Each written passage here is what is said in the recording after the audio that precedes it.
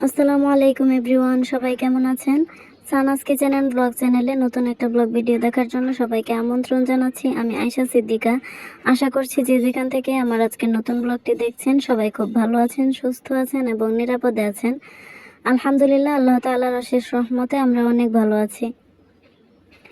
এটা ছিল প্রায় 2 সপ্তাহ আগের রবিবারের একটা ব্লগ। তো রবিবার আমি দুপুরে রান্নাবান্না থেকে ব্লগটা শুরু করছি।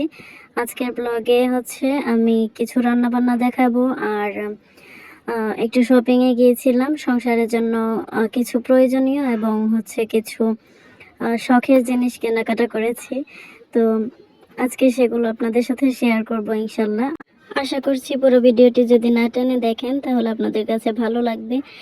যদি ভালো লাগে তাহলে প্লিজ শুরুতে একটা লাইক দিয়ে ভিডিওটি কন্টিনিউ করুন। এই যে আমি ইলেকট্রিক চুলায় পাতলা একটা পাতিলে রান্না বসিয়েছি।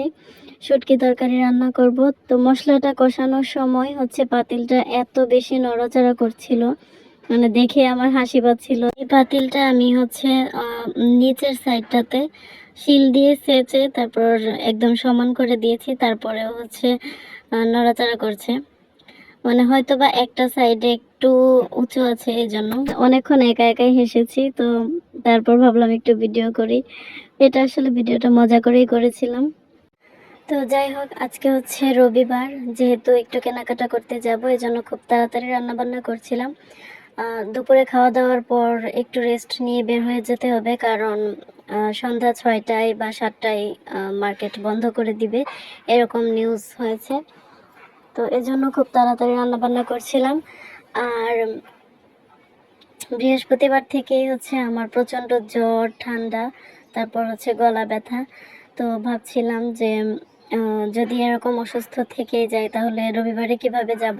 আগে থেকেই প্ল্যান ছিল রবিবারে যাব একটু শপিং করতে।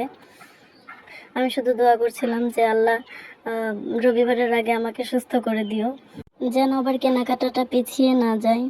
পরেও অবশ্য যাওয়া যাবে, কিন্তু যেহেতু সংসারের জিনিসপত্র কিনবো, এখানে আসলে দেরি করতে মন চাচ্ছে না একদম। শুধু মনে হচ্ছে কতক্ষণে গিয়ে নিয়ে আসবো।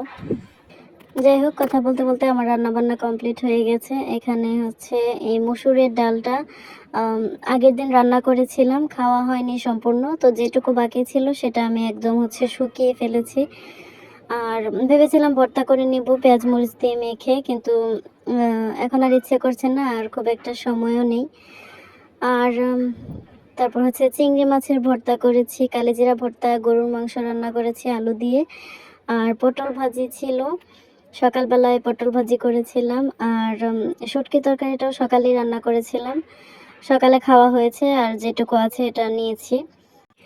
এটা ছিল সন্ধ্যার পর প্রায় 8:30 9টার দিকে। আমরা বিকালবেলা কেনাকাটা করে চলে এসেছি। আর এই যে বানগুলো, এগুলো আমি বেশ অনেক দিন থেকেই খুঁজছিলাম। এটা আগে প্রায় প্রত্যেকটা টি স্টলেই পাওয়া যেত, তবে এখন আর সচরাচর দেখি না। এই বানগুলোকে এখন সত্যিই পাওয়া যায় না, নাকি আমার চোখে পড়ে না, আমি বুঝি না।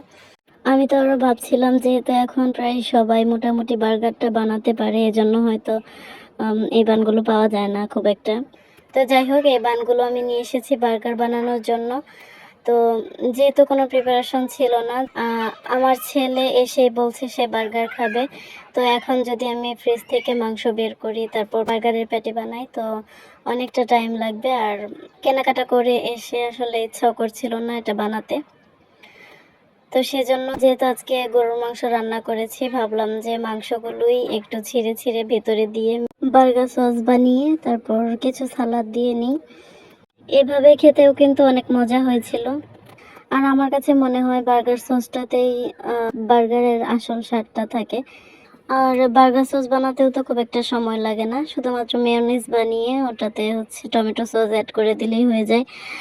আজকে আমি ডিম পোচ করে মেয়োনিজ বানিয়েছিলাম, আমার কাছে এটা বেশি মজা লেগেছে।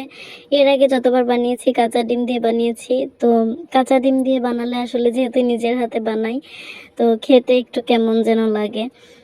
তো এরপর থেকে যখন বানাবো ইনশাল্লাহ ডিম পোচ অথবা সিদ্ধ করে বানাবো, কারণ এটা অনেক বেশি মজা লাগে। আমি মেয়োনিজ বানানোর সময় টমেটো সস দিয়েছিলাম, কিন্তু আমার কাছে একটু কম মনে হয়েছে, এজন্য আবারও দিয়ে মিক্স করে নিলাম। আর সালাদ হিসেবে আমি শুধুমাত্র শসা আর পেঁয়াজ কেটে নিয়েছি। আমার মেয়েকে প্রথমে একটা দিয়েছি, সেটাতে শুধুমাত্র বার্গার সসটা দিয়েছি, কারণ সে মাংস খাবে না। আর পেঁয়াজ শসা এগুলো হচ্ছে ভেতরে দিলে খাবে না। এমনিতে শসা খায় কিন্তু এটাতে খাবে না, তো এজন্য শুধুমাত্র বার্গার সস দিয়ে ওকে দিয়েছি। আর এখন হচ্ছে ছেলেরটা বানাচ্ছি।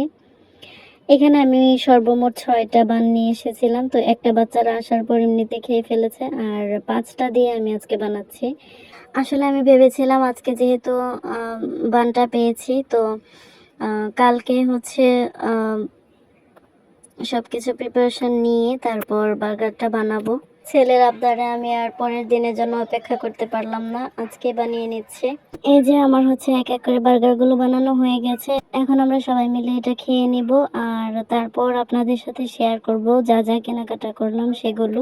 আর সেই সাথে একটা দুঃখজনক মজার কাহিনীও শেয়ার করব। আমরা আজকে যে জিনিসগুলো কিনবো সেগুলোর বাজেট হচ্ছে 2 থেকে 2,500 টাকা। মানে আগের দিন আমরা কথা বলে নিয়েছি যে কিছু কিছু জিনিস প্রয়োজনীয় আছে, তো ইনশাল্লাহ 2 থেকে 2,500 টাকার মধ্যে হয়ে যাবে।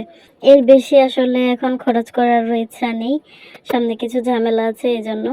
আমি আবার আমার হাজব্যান্ডকে বলছিলাম যে দেখো কালকে জিনিসগুলো কিনতে কিনতে একদম হচ্ছে ডাবল হয়ে যাবে যা বাজেট ধরেছ। এর কারণ হচ্ছে সংসারের জিনিসপত্র কেনার ক্ষেত্রে আমার চেয়ে আমার হাজব্যান্ড বেশি শৌখিন। মানে আমার যদি বাড়তি একটা জিনিস পছন্দ হয় তার হচ্ছে 3টা পছন্দ হয়, এজন্য আর কি বলেছিলাম। যাই হোক, এখানে আমি জিনিসগুলো একটু খুলে খুলে দেখাচ্ছি। 6টা কাঁটা চামচ নিয়েছি, আর হচ্ছে 6টা গোল চামচ নিয়েছি। আর এই গোল চামচগুলো আমি আসলে খুলে দেখাতে পারলাম না, কারণ এটা একদম আয়নার মতো চকচক করছে। তো এটা প্যাকেট থেকে খুলে আমি অনেক ঘুরিয়ে ঘুরিয়ে ভিডিও করেছি, যেদিকেই ঘোরায় আমার মুখ দেখা যাচ্ছিল। তো এই কারণে প্রায় 9 মিনিটের মতো ভিডিও করেছি, সম্পূর্ণটাই কেটে দিতে হয়েছে। মানে কাটছাট করে আমি একটুও দেখাতে পারিনি, মানে রাখতে পারলাম না আর কি। তো যাই হোক, আপনারা নিশ্চয়ই বুঝতে পেরেছেন ডিজাইনটা কেমন।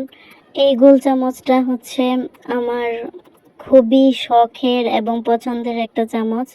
তো এটার পেছনে একটা অনেক বড় কাহিনী আছে, যেটা বললে আমার ভিডিও শেষ হয়ে যাবে কিন্তু কথা শেষ হবে না, যার জন্য সেই কাহিনীটা আর বললাম না। এই চামচগুলো হচ্ছে একদমই আমার শখের, এটার প্রয়োজন এখন ছিল না।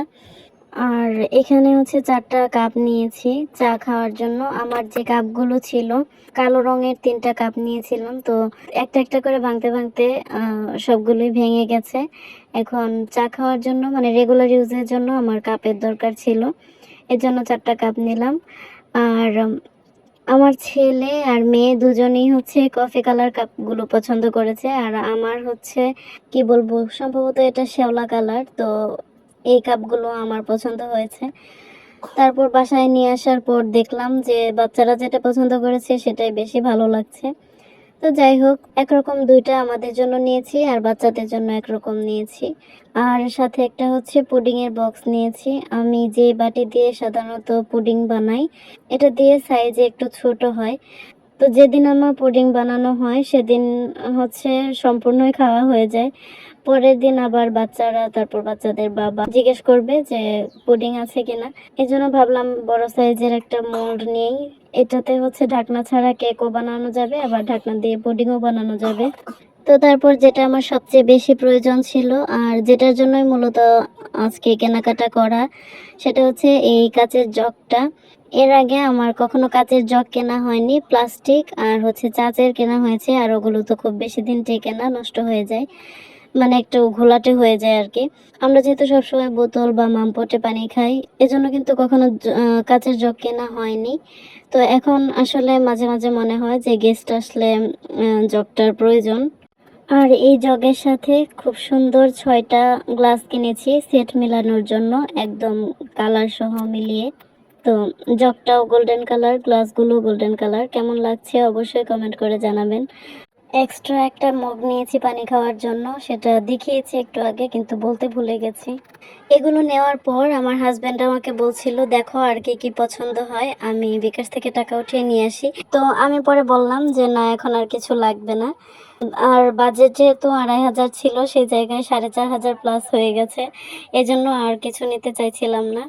এমনিতে আমার অনেক দিন থেকে হানিকম্বের একটা কড়াই নেওয়ার ইচ্ছা ছিল, তো যেহেতু বাজেটের চেয়ে বেশি খরচ হয়ে গেছে এজন্য আর নিইনি। এখন ঘুরে ঘুরে দেখছিলাম। রিক্সায় ওঠার পর কিছুটা রাস্তা চলে এসেছি, তখন আমার হাজবেন্ড বলছিল যে তার নাকি বাজেট ছিল 10,000 টাকা। এটা শুনে আমি বললাম যে আগে কেন বললা না, আমি একটা হানিকম্বো প্যাটার্নের কড়াই নিতাম। তখন সে বলছিল আমি তো বলে এসেছি যে আর কিছু লাগলে নাও। তো যাই হোক, হাজবেন্ডের খরচ বাঁচাতে গিয়ে নিজেই ঠকে গেলাম। যাই হোক, সকালে সুস্বাস্থ্য কামনা করে আজকের মতো এখানেই বিদায় নিচ্ছি। আল্লাহ হাফেজ, আসসালামু আলাইকুম।